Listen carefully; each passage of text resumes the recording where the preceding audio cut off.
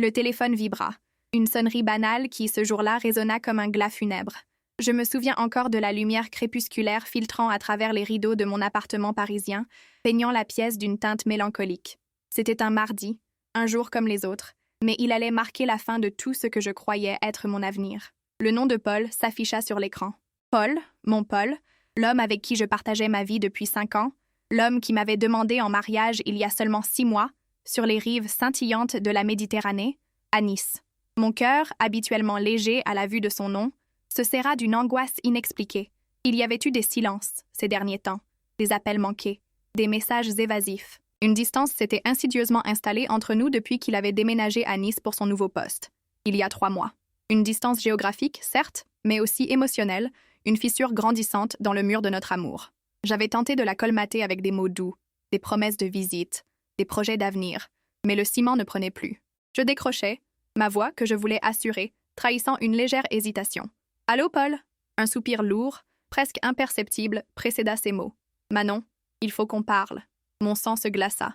Cette phrase, je l'avais entendue dans des films, l'avais lue dans des romans, mais jamais je n'aurais imaginé qu'elle me serait adressée, à moi, dans la réalité de ma propre vie.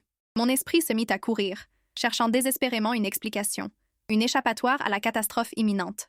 Une dispute? Un problème au travail? Une mauvaise nouvelle familiale?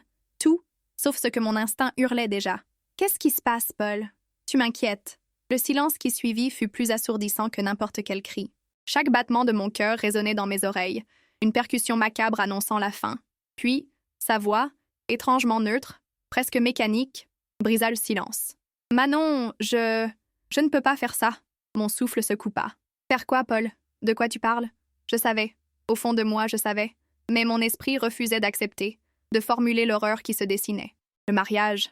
Je ne peux pas t'épouser. Le monde autour de moi s'effondra. Les murs de mon appartement se mirent à vaciller, le sol a tremblé.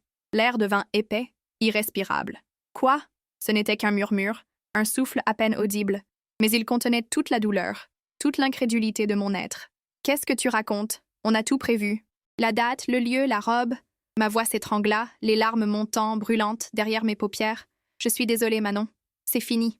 Fini. Ce mot résonna dans le vide de mon âme, un écho cruel et définitif. Fini. Notre histoire, nos rêves, nos projets, tout réduit en cendres par ces 2 syllabes. Mais pourquoi? Je cherchais une raison, une explication, n'importe quoi qui puisse donner un sens à cette folie. Je ne peux pas. C'est tout. Sa voix était froide, distante, comme celle d'un étranger. Ce n'était plus mon Paul, l'homme qui me regardait avec tant d'amour, qui me promettait la lune. C'était une coquille vide, un fantôme au bout du fil. Et le mariage? Ma voix était un sanglot étouffé. Le mariage aura lieu, mais pas avec toi. Un coup de poignard, un coup de grâce qui me laissa sans voix, le souffle coupé. Le mariage aura lieu, mais pas avec moi. Qui était cette autre femme? Comment avait-il pu me faire ça? Comment avait-il pu me remplacer si vite, si brutalement? La trahison me submergea, une vague glacée qui me paralysa. Ne viens pas à notre mariage, Manon. S'il te plaît. Ces mots furent le coup de massue final. Ne viens pas à notre mariage. Il m'avait chassée de sa vie, de notre histoire, de notre futur, et il osait me demander de ne pas venir à son mariage, comme si ma présence pouvait gâcher sa nouvelle félicité. L'indignation, la colère, la douleur, tout se mélangea en un tourbillon dévastateur. Je raccrochai, le téléphone glissant de mes doigts, engourdi pour s'écraser sur le parquet. Le bruit fut insignifiant, mais il marqua la fin d'une ère, le début d'un abîme. Les jours qui suivirent furent un brouillard. Je ne mangeais plus, ne dormais plus. Chaque matin, le réveil était une torture, me ramenant à la réalité de mon cauchemar éveillé. Mes amis tentèrent de me consoler, de me tirer de mon lit, mais leurs mots semblaient vains, leurs gestes impuissants face à l'ampleur de ma détresse. « Il ne te mérite pas, Manon. C'est un salaud. Tu trouveras mieux. » Je les écoutais sans entendre, mon esprit obsédé par une seule question. Pourquoi? Pourquoi cette trahison? Pourquoi cette cruauté? Paul n'était pas comme ça. L'homme que j'avais aimé, l'homme que j'avais choisi, était doux, attentionné, loyal. Ce Paul-là, froid et distant, était un étranger. Je ne pouvais pas accepter cette fin, cette absence d'explication. Mon cœur hurlait de douleur, mais mon esprit, lui, refusait de capituler. Je devais comprendre, je devais savoir. Une semaine après cet appel dévastateur, je pris une décision. Une décision folle, irréfléchie, mais nécessaire. Je ne pouvais pas rester là, à Paris, à me consumer dans la douleur et l'incompréhension. Je devais aller à Nice. Je devais le confronter, le regarder dans les yeux et exiger la vérité. Peu importait le mariage, peu importait la nouvelle femme, je voulais des réponses. Je voulais comprendre ce qui avait pu le transformer à ce point, ce qui avait pu briser notre amour avec une telle violence. Je réservais un billet de train pour le lendemain, un aller simple. Je n'avais pas de plan, pas d'adresse précise, juste une destination. Nice, la ville où nos rêves s'étaient envolés, la ville où je devais trouver des réponses, ou sombrer définitivement. Mon sac à peine rempli, je me sentis envahie par une détermination nouvelle, une rage froide qui remplaçait peu à peu la douleur. Je n'étais plus la victime, la femme brisée.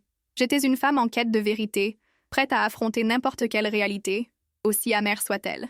Le voyage serait long, mais chaque kilomètre me rapprocherait de la vérité, de la fin de ce purgatoire. Le train filait à travers les paysages français, mais mon esprit était ailleurs, perdu dans le labyrinthe de mes souvenirs. Chaque champ, chaque village traversé, ravivait une image de Paul, un rire partagé, une promesse murmurée.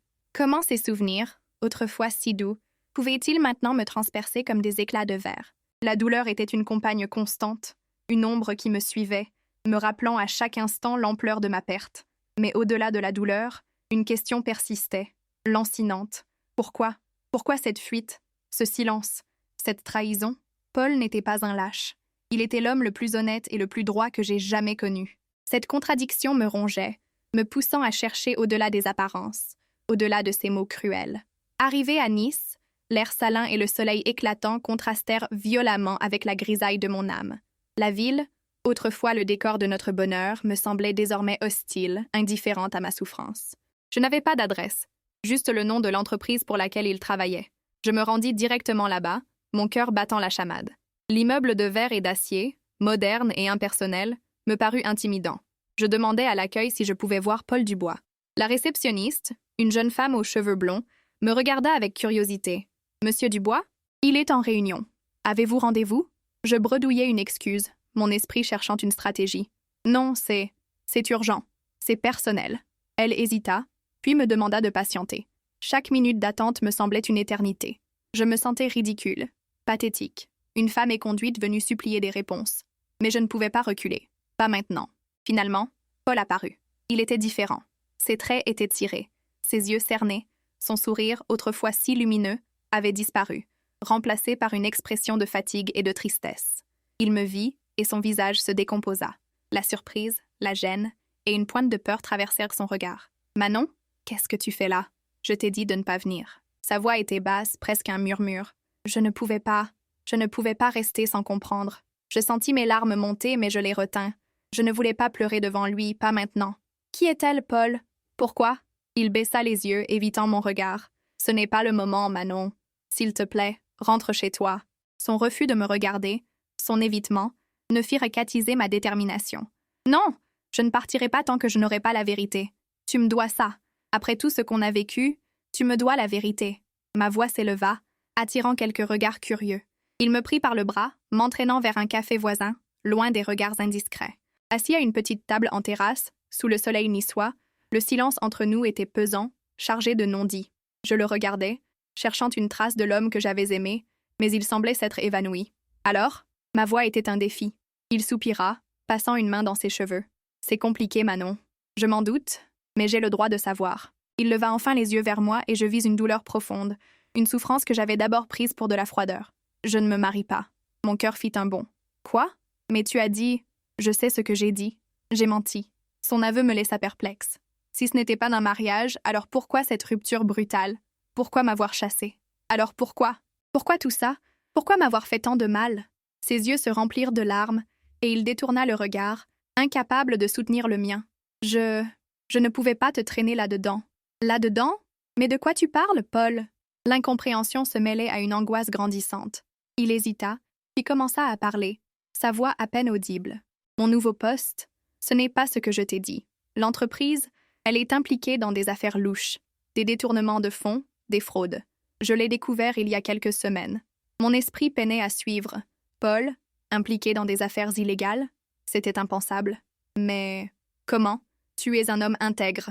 Il secoua la tête, un sourire amer sur les lèvres. Je le suis. C'est pour ça que je suis tombée dedans. J'ai voulu dénoncer, mais ils m'ont menacé de s'en prendre à toi. Mon sang se glaça. À moi? Oui, ils savaient tout de nous. Où tu travaillais, où tu habitais. Ils m'ont dit que si je parlais, Il s'assurerait que tu paies le prix. L'horreur me saisit. Ce n'était pas de la trahison, c'était de la protection. Il m'avait chassée pour me sauver.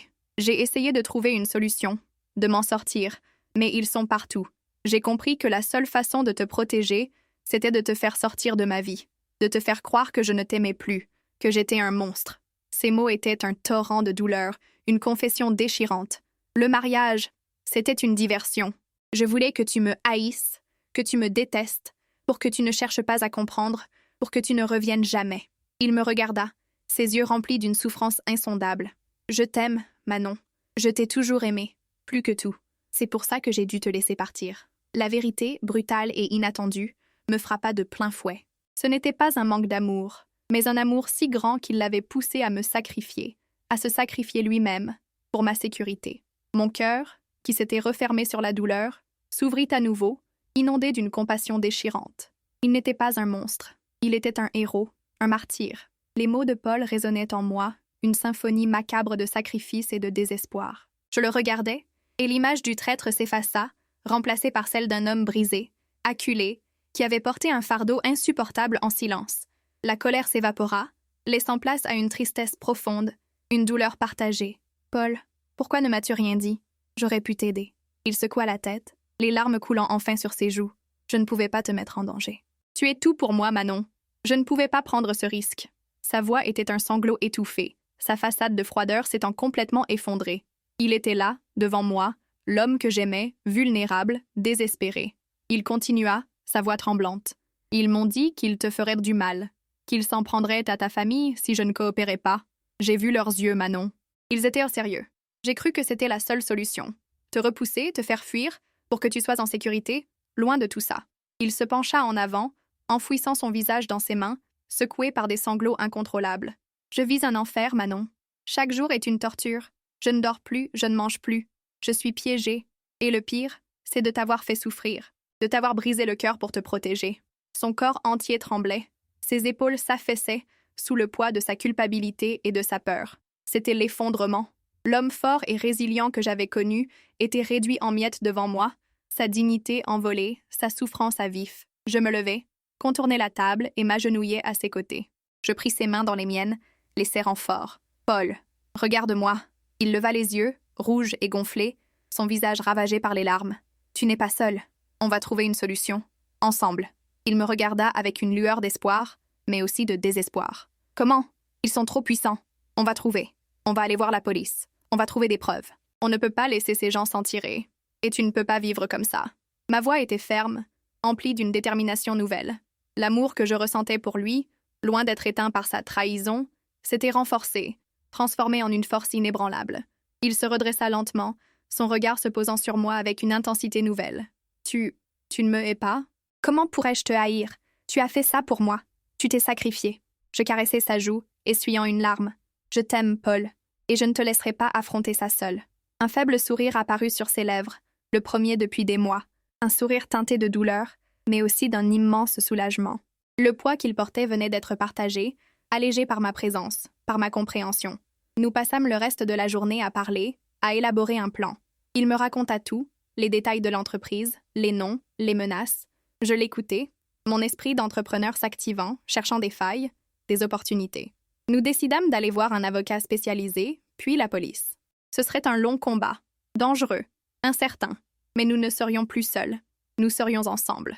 Le soir, alors que le soleil se couchait sur la baie des Anges, peignant le ciel de couleurs flamboyantes, nous étions assis sur un banc, face à la mer. Paul tenait ma main, nos doigts entrelacés. Le silence entre nous n'était plus pesant, mais apaisant, rempli d'une compréhension mutuelle. « Je suis tellement désolée, Manon. Pour tout. » Sa voix était douce, pleine de remords. « Je sais, Paul, et je te pardonne. » Le pardon n'était pas un choix, c'était une évidence. Comment ne pas pardonner à un homme qui avait tout risqué, tout sacrifié? Par amour, le chemin serait long, semé d'embûches. La vérité, une fois révélée, allait faire des vagues, des remous. Mais pour la première fois depuis des mois, je sentais un espoir renaître en moi.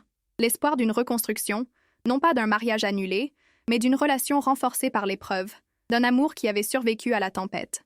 Paul, à mes côtés, semblait retrouver un peu de sa lumière. Son effondrement avait été total, mais de ses cendres allait naître une nouvelle force, une nouvelle détermination. Nous allions nous battre. ensemble, pour la justice, pour notre avenir, pour notre amour. Le soleil disparut à l'horizon, laissant place aux étoiles. La nuit était profonde, mais une lueur brillait en nous, une promesse de jour meilleur.